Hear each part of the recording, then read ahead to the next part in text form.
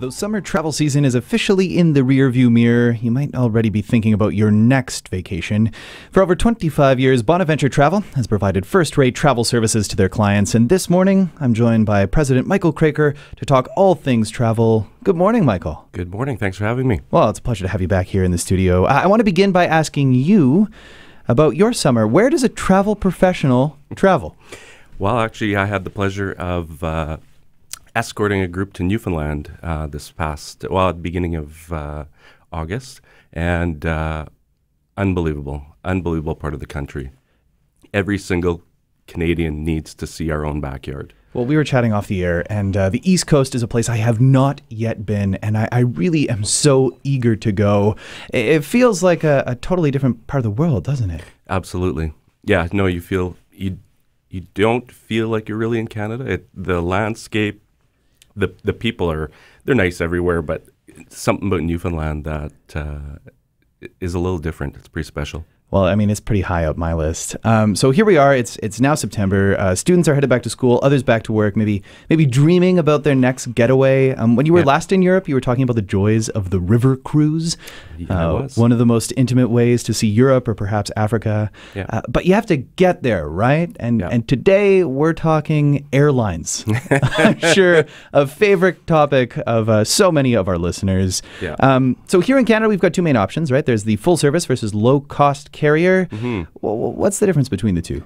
Well, there's a pretty significant difference. Low-cost carriers, they are your bare bones point A to point B type carrier.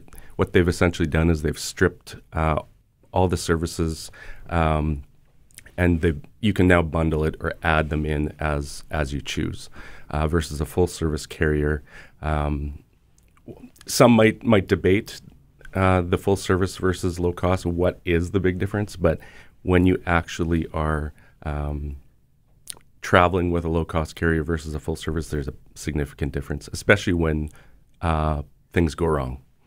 So I have to admit, I might be a little bit biased because my dad worked in the airline industry for almost 4 decades. Okay. And when I was a kid, I'd always hear about the glory days of airline travel.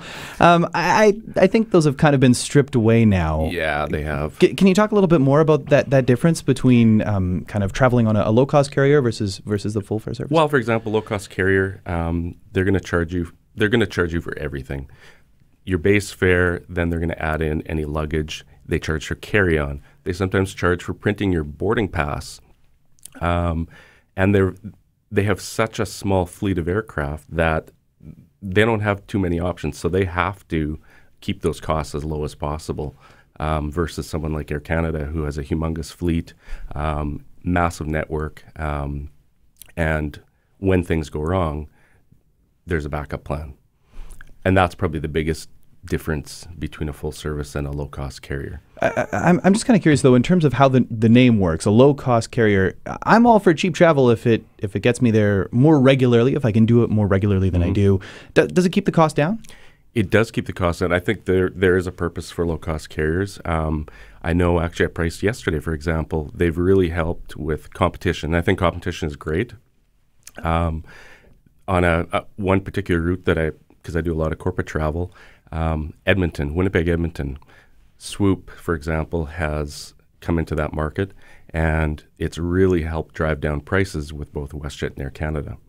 So to me, that is a benefit. I still wouldn't put anybody on Swoop or Flair, but if someone wants to go ahead and book that, that's their prerogative.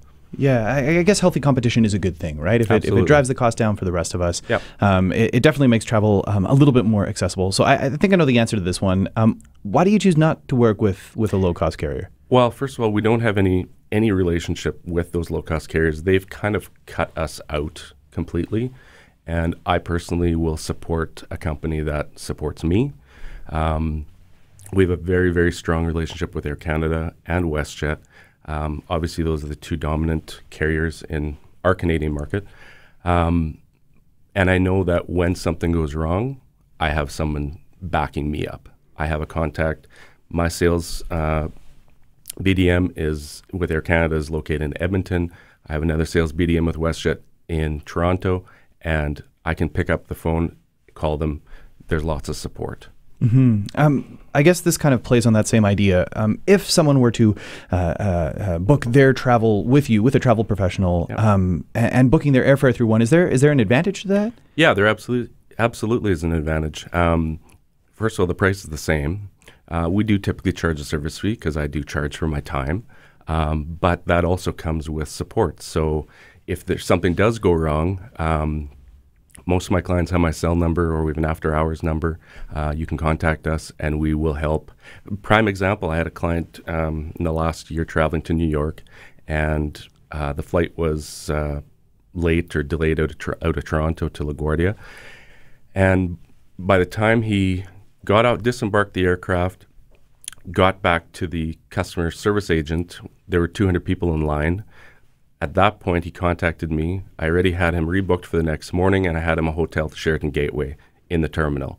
I said, just go to your hotel. Don't even worry about it. It's all rebooked, reissued. Don't worry about it. Oh, I've been on the other end of those flight cancellations. I remember one time I was midway through Europe, and they canceled the 747, and I was one of those 200 people in line. So it's got to be kind of nice to just know that that's already taken care of for you. Because right? we do flight monitor. I do a lot of corporate travel, as I mentioned, and obviously when people are traveling corporately, they need to get to their destination in timely fashion. And scheduled carriers, they're no different as far as low cost when it comes. They can have mechanicals just like a low cost carrier.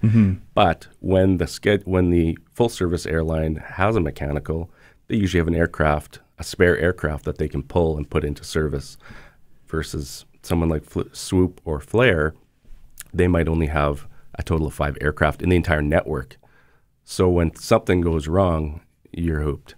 Yeah, I mean, it sounds like one of those things where if we're just trying to make airline travel a little bit easier, because, I mean, it isn't the easiest part of traveling, unfortunately, and everybody has their sort of story about what might have happened. So if you guys make it easier, that's definitely a good thing. I just want to kind of change gears here for a brief moment and talk a little bit about travel insurance, because when we're traveling, when we're leaving the province, how important is it to take out traveler's insurance? Really important, and people don't necessarily understand when they think travel insurance, they think medical usually. Yeah. When we sell travel insurance, we're selling it with trip interruption cancellation component as well. We have an exclusive agreement with Manulife Insurance, and we obviously promote their product. They have an unbelievable product called the Premium Protection Plan that I will mention is only available for purchase through travel agencies. You can't buy it online. You can't buy it through any insurance broker. It has to come through the agency channel, and it is an unbelievable product. It has a cancel for any reason benefit.